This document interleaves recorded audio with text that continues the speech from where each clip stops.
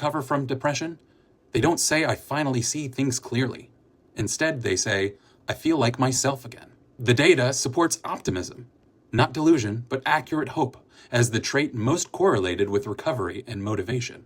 And that's no illusion. That's factually accurate. Because when we look at the world, there is horror. And there is also beauty. There are people that harm, and there are people that help. There are atrocities, and there are charities. There is desolation, and then there is fertility. There is brutality, but there is also compassion in the face of suffering, which for me boils down to this fundamental philosophical truth.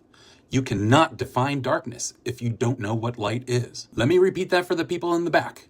You cannot define darkness if you don't know what light is. Even Aaron Beck, the founder of CBT, and what I humorously think of as Therapy TikTok's boogeyman on this platform, said in his book, In Cognitive Therapy of Depression, on page 8, and I quote, "The aim of cognitive therapy is to help the patient recognize and correct inaccurate or distorted automatic thoughts by evaluating their validity.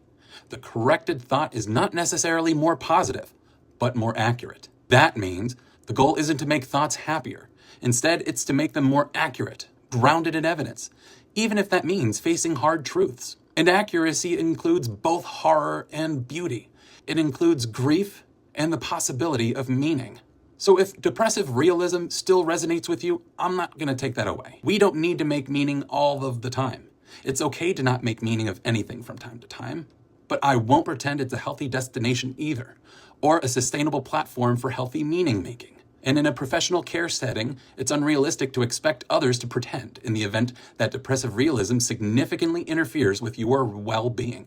If you are feeling as delusioned and if the rug has been pulled out from under your beliefs, you are not alone. And if you've been affected by religious or spiritual trauma, you are not alone. You deserve a worldview that includes both pain and possibility. I may be no expert on religious and spiritual trauma, but I know people who are and are deeply passionate about this. The Reclamation Collective, for instance, is a 501c3 organization centering survivors of religious trauma and spiritual abuse by curating virtual support groups for those navigating deconstruction and reclamation on their healing trajectory. They have a clinician directory full of bright folks who commit their work towards studying and working with religious and spiritual trauma. And then there's this Secular Therapy Project, whose purpose is to help connect non-religious or secular persons who need mental health services with outstanding mental health professionals, such as psychologists, psychiatrists, counselors, social workers, and others. There are an abundance of ways to search for counselors, and many times you can also toggle options on some of the other mainstay platforms in a way